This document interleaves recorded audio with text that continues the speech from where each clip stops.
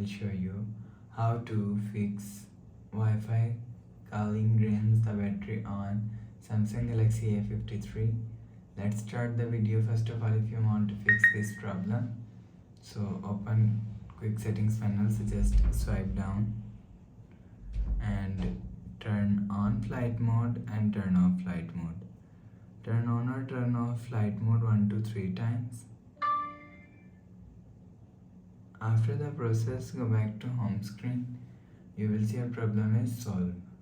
But if it not solved, if you want to fix this problem, go to app library, scroll down and click on settings app.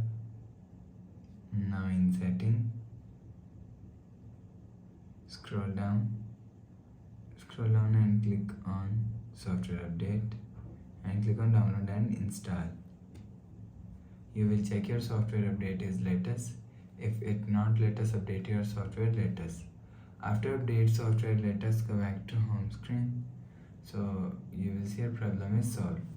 But if it's still not solved, click on settings app. Now in setting, scroll down and click on general management. Click on reset and click on reset all settings. Enter phone pin, click on continue. Again tap on reset. You will see your problem is solved. So please subscribe for more new latest videos. Thanks for watching.